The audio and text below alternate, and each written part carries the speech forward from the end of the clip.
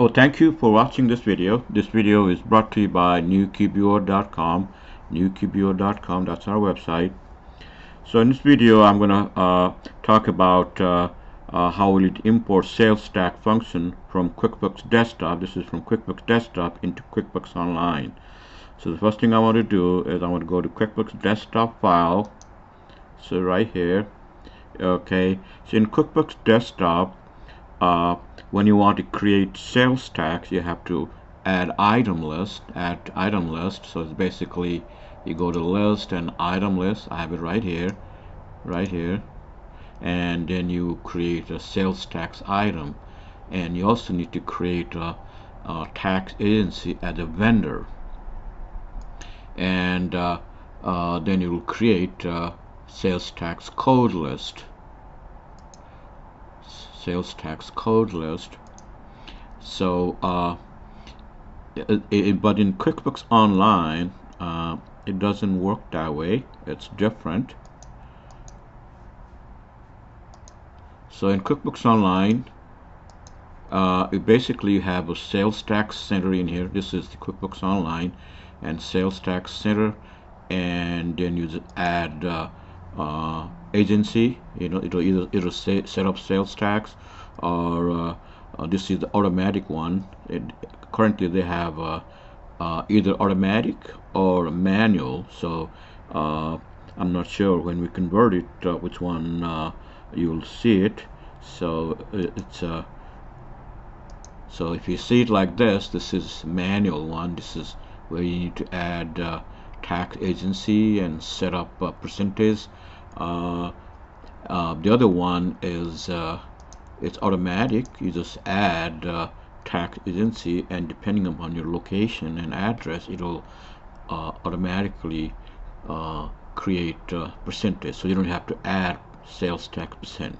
So this is the new one, automatic one.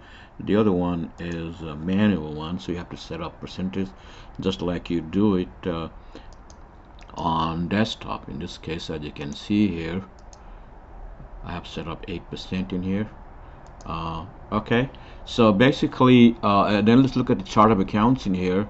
So this is the sales tax payable account, and I have current liabilities of $408. Okay, so this is the one we are converting, and see how it'll show up. So to make the payment in QuickBooks Desktop, you just basically go to pay vendors and then pay sales tax, right? But in QuickBooks Online, you just go to Sales Tax Center and make payment from here. There is no vendor, so when you add sales tax agency, there's no vendor. It's basically you have to make the payment from the Sales Tax Center. Okay, once you convert it, then you will see what we're talking about here. Okay, so I'm gonna convert from desktop to QuickBooks Online, and in here basically I have nothing in here. It's a blank one. Let's look at the chart of accounts in here. Okay, as you can see here, I don't have any account for sales tax liability here. See, as you can see here, there's nothing in here. These are basic default type accounts, so there's nothing in here. Inventory, detail type is called other current assets, and then equity. There's nothing for sales tax payable account, just like you see it on desktop in here. So I'm going to export this desktop to QuickBooks Online. Okay, so I'm just going to go in here and export company file into QuickBooks Online, and have to log in here.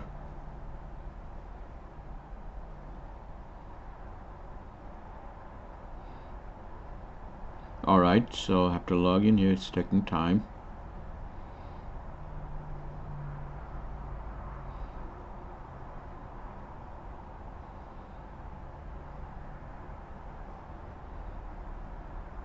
Okay, so you will see a screen like this.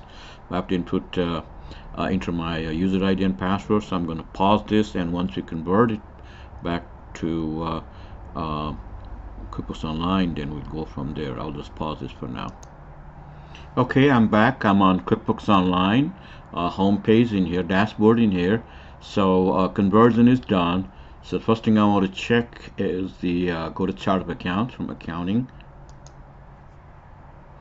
Okay, so $408, that was the amount on desktop, so the amount is okay. And as you can see here, it created one sales tax payable, three sales tax accounts in here.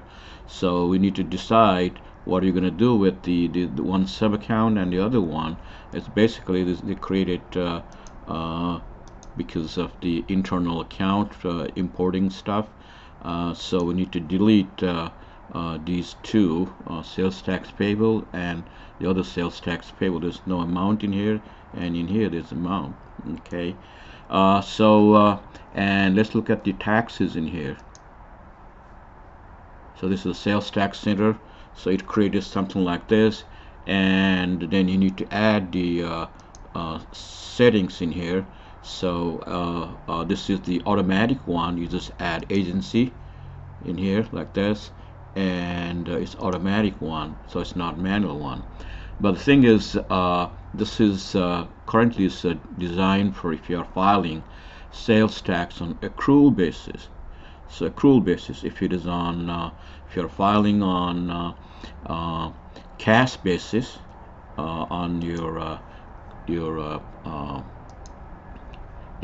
desktop, you need to change it. So in here it's the cash basis. If you are filing on accrual basis and you want to keep it the automatic one, then it's fine. Then you can add agency and go from there. But if you are filing cash, then automatic is not the right one. You need the manual one at this point. So at some point, I'm sure they will have automatic for both cash and accrual. But at this time, when I'm posting this video, this accrual, this automatic tax one is for accrual only. But you can change it, and I'll show you. Okay, so as you can see, this is the.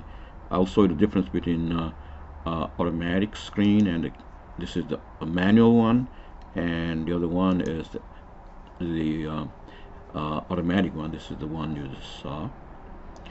Okay, let's say you are on cash basis, so then you go back to your this is the gear icon.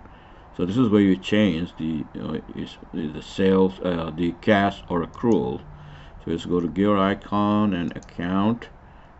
Okay, and then advance, and you can see here is the accounting method. It says accrual. Let's change this to cash. So this is very important. This is this will show you use the automated one or the cash one. All right, so I'm just going to save this and then done. Okay, so it's still saying the same thing, but I just have to refresh this once or twice. I'm going to refresh this browser or log out and log in. That will work too. I'm just going to refresh once or twice. All right, twice. Okay, now I'm going to go to taxes, and now as you can see here, this is the manual one. So in manual one, you can file it on cash basis. This is cash, or accrual one. The other one is basically for an automated one is for accrual only. Okay, so in here, so there's always a difference between cash and accrual. As you can see, on cash basis, it's $395.84, and in the chart of account, it will show 408. So people get confused. Why is this one is in the chart of accounts is always on accrual basis? Okay, so but if you check the taxes in here, change this to accrual, you will see the same amount. Okay, so now the question is, so this is how it works. So now the question is, what do you do with the couple of payable accounts you have in here in the chart of account? We have 3 in here. You don't need 3, you just need 1. So is 1 here. Okay, so before I delete these 2, I'm just going to see where, when you create a new invoice with sales tax, where will you post it. So just create one invoice here.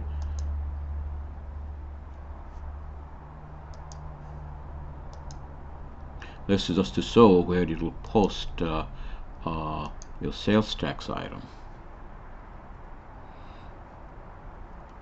Okay, so I'm just going to select one item in here. Okay, let's say this is 2 and okay, so it's $48 one. Okay, so I'm gonna save and close. Okay, so I'm gonna go to quick chart of accounts again, and now it posted to this BOE payable account.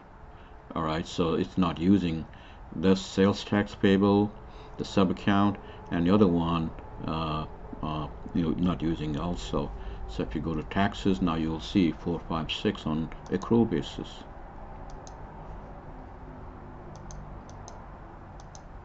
Four, 456. Okay, everything looks so good so far. Okay, so I'm going to delete those two.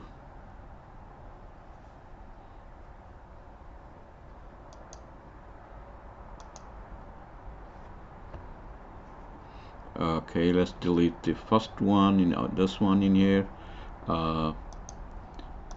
Underneath in here, the drop down, and basically you just say delete. Are you sure you want to delete this? And say yes. Okay, so that one is gone. So in QuickBooks Online, there is actually no delete. It's basically to make account active. So if you want to make this account active again, you can do it from here. Go to this middle gear here and include inactive. Okay, and the other one is this one here. Let's delete this one also. Oop.